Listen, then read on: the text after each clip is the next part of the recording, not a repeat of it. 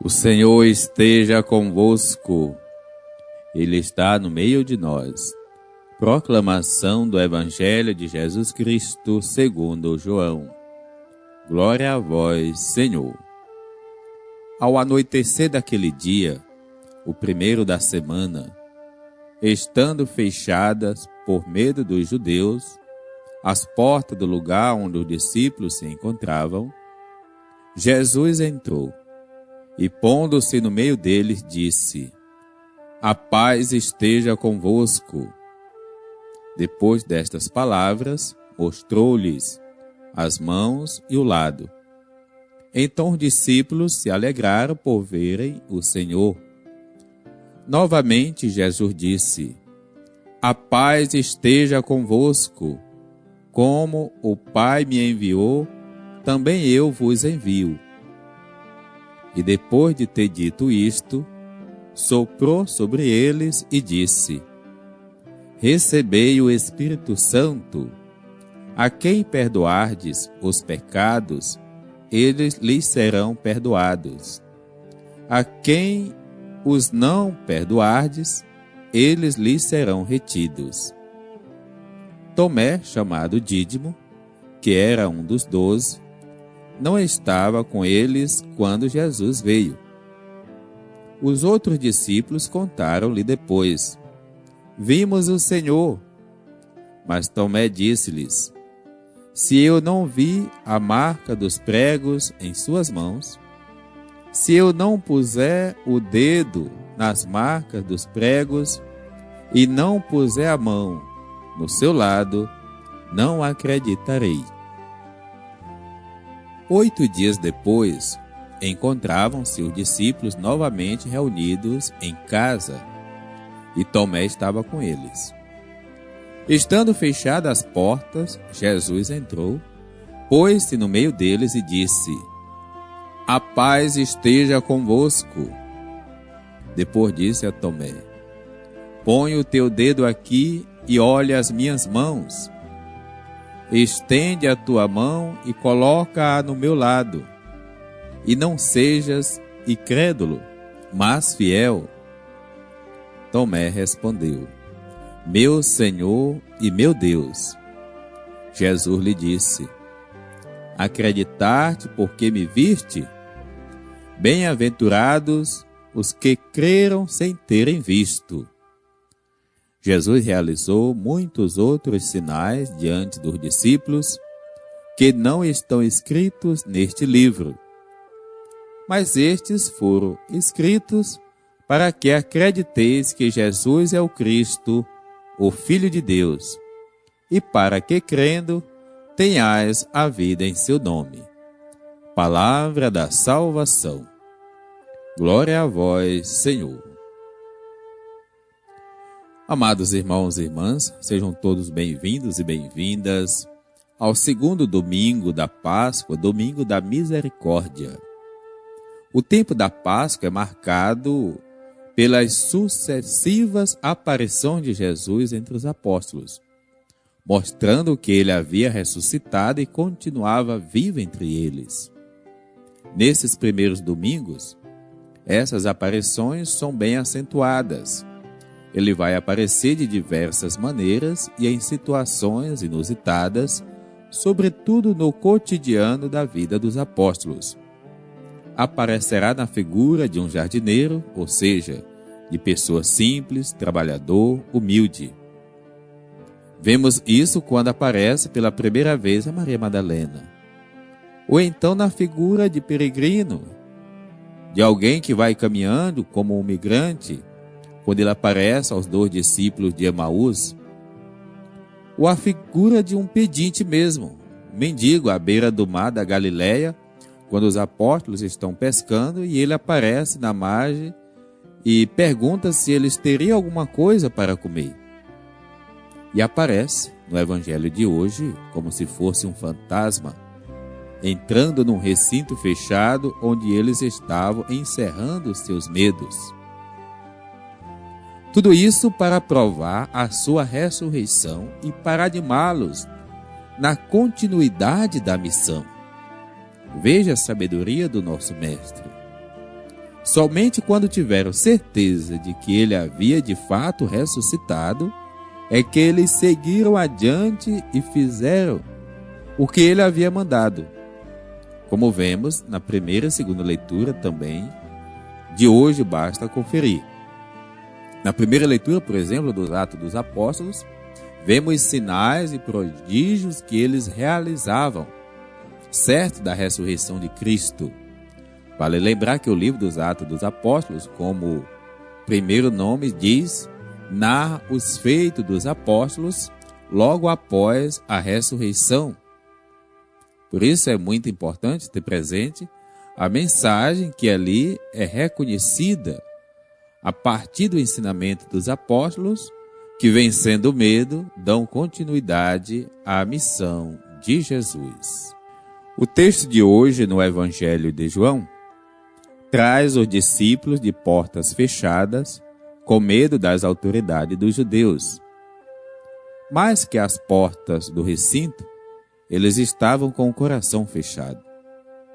Quando nós fechamos a porta do coração, não percebemos os sinais da ressurreição, não percebemos o Cristo ressuscitado perto de nós e passamos insensíveis a esses fatos teológicos. São muitas causas desse fechamento do coração, as quais podem ser pensadas com mais calma, como meditação do Evangelho de hoje. Aqui, o texto se refere diretamente ao medo. Os discípulos estavam com medo e por isso se trancaram. Se fecharam num pequeno grupo, numa pequena sala, e assim permaneceram. O cristianismo teria fracassado se assim tivesse permanecido. Mas Jesus não desiste e insiste com eles e conosco também. Mesmo estando com as portas e o coração fechados, ele entra, se coloca no meio deles, desejando-lhes a paz. A paz é o primeiro desejo de Cristo depois da ressurreição. Creio que temos que pensar mais sobre isso. Quando falta a paz em nossos corações e entre nós, dificilmente seremos testemunha da ressurreição. Dificilmente seremos bons cristãos. O bom cristão é promotor da paz, anunciador dessa paz que vem de Cristo. E já vimos em outros momentos que a paz é fruto da justiça, pois os textos bíblicos deixam isso bem claro. Não é uma paz alienada, sem compromisso, mas uma paz que é resultado da justiça, do compromisso com a vida. Essa é a paz verdadeira. Por isso, durante a missa, quando repetimos esse gesto de Jesus ressuscitado entre os apóstolos e desejamos a paz, não é qualquer paz que estamos desejando, é a paz de Cristo. E isso faz toda a diferença. Para essa razão, esse gesto na missa não deve ser feito de qualquer jeito, mas com consciência de que estamos desejando uma paz que nos compromete com Cristo. Ou seja, ao desejar a paz de Cristo, nós estamos reafirmando o nosso compromisso com Ele. Assim sendo, Jesus entra e se põe no meio deles e lhes deseja a paz. Depois de desejar a paz, mostra-lhes as mãos e o lado, ou seja, prova que ele é mesmo e que está ali, e não um fantasma. Mostrar as marcas dos pregos foi um dos procedimentos de Jesus para provar que era ele mesmo, ou seja, que havia ressuscitado. Mas não apenas isso, pois esse foi apenas um sinal imediato. Depois eles viram muitos outros sinais. Naquele momento, isso bastou para que eles acreditassem e se alegrassem por ver o Senhor. Que alívio eles devem ter sentido. Ao reconhecer Jesus, seus medos se foram. Eles viram que não estavam sozinhos e que não tinham sido em vão tantas lutas. Todo o compromisso tido com Jesus.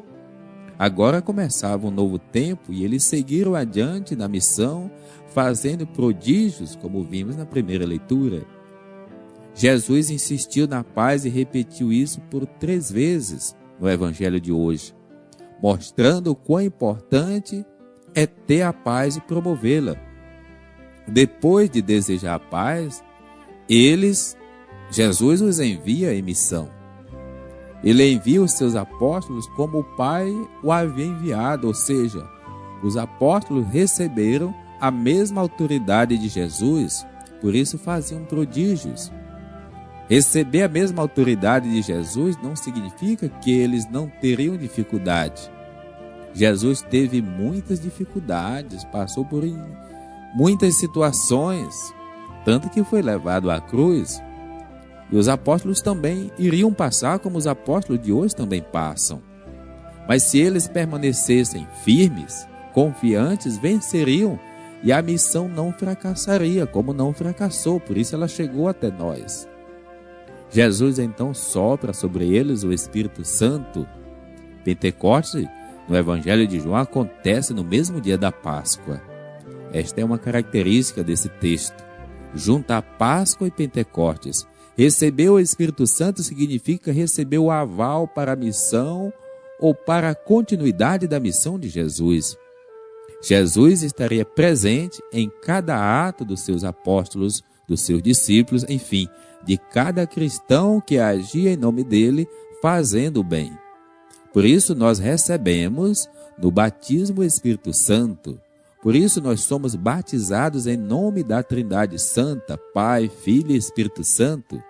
Jesus deu-lhes autoridade para dizer que os pecados daqueles que eles perdoassem seriam perdoados, e os pecados que eles não perdoassem não seriam perdoados. Perdoar ou não pecados significa o livre-arbítrio da missão.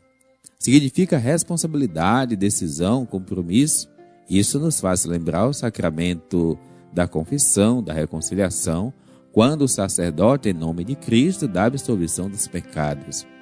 O sacerdote não faz isso por si mesmo, mas pelo poder que lhe foi confiado através do sacramento da ordem, seguindo as orientações da Igreja. É Cristo que age através do magistério da Igreja, e isso mostra a riqueza da nossa fé. O sacerdote não é um ser mágico dotado de poderes, mas age em nome da Igreja Católica Apostólica, isto é, alicerçada dos apóstolos. Por essa razão, a missão do sacerdote é agir conforme as orientações da Igreja. É um agir eclesial. Hoje, o mais importante é perceber o Cristo ressuscitado, crer e testemunhá-lo. O Evangelho mostra que Tomé, um dos discípulos, não estavam com os outros quando Jesus apareceu. Tomé não acreditou no relato dos demais e, não acreditando, não iria testemunhar a ressurreição. Há cristãos que se assemelham a Tomé. Precisa de comprovação, vive de especulação sobre Deus, sobre Jesus, a existência. Precisa de elementos concretos para crer. Os cientistas fazem isso, precisam de comprovação de um dado científico para que ele seja aplicado. Com a fé é diferente. A fé não necessita de provas, mas Jesus faz questão de provar também a Tomé que ele ressuscitou. Já que ele tinha aparecido aos demais, apareceu também a eles no outro momento, quando Tomé estava junto com eles. Ao aparecer, ele repete os mesmos gestos, provando que os demais não estavam mentindo e reafirmando os elementos essenciais para a missão. A diferença, porém, é que ele se dirige especialmente a Tomé e pede que ele coloque as mãos nas marcas dos pregos. Somente assim, Tomé acreditou. Diante dessa manifestação, Tomé faz a profissão de fé, dizendo: "Meu Senhor e meu Deus." Então Jesus diz a ele e a todos nós: "Você acreditou porque viu. Felizes os que acreditaram sem terem visto." Com isso, nós temos um elemento importante para a nossa fé e o nosso testemunho. Mesmo que não tenhamos visto nada de extraordinário ou algo miraculoso em nossa vida, Seremos felizes se cremos e testemunhamos a ressurreição de Jesus. É esse o apelo do Evangelho de hoje, deste segundo domingo da Páscoa. Concluindo a nossa reflexão, trazemos presente também a segunda leitura, que é a